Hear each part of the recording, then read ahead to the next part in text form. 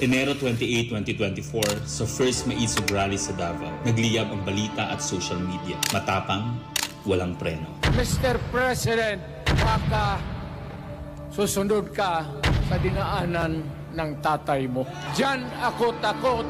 Ayaw ko mangyari sa iyo yan. Nagbato ng maaanghang na salita si dating Pangulong Rodrigo Duterte laban kay Pangulong Marcos tungkol sa di umano'y paggamit ng droga at ang kontrobersyal na People's Initiative.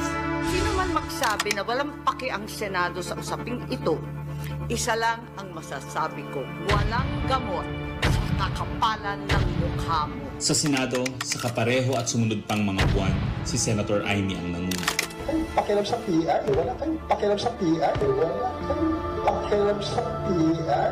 Siya ang unang nagtawag ng pansin. Siya ang unang nagtanong, para kanino ba talaga ang PI na yan? Marso 2024, sa kabila ng bangayan sa harap ng sambayanan, narinig natin si Pangulong Marcos.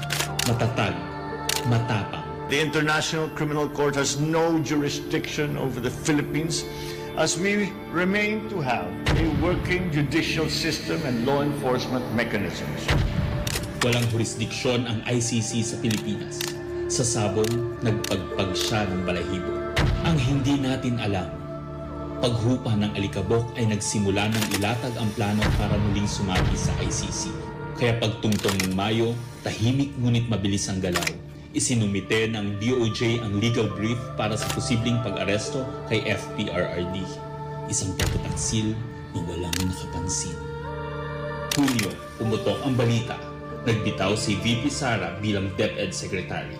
Tendered my resignation as the Secretary of Education effective July 19, 2024. Isang babae ng tapang ngunit walang nagawa dahil sa likod ang tama. Agosto, isinagawa ang unang Quadcom hearing laban kay FPRRD habang inuusig ng COA ang confidential funds ni VP.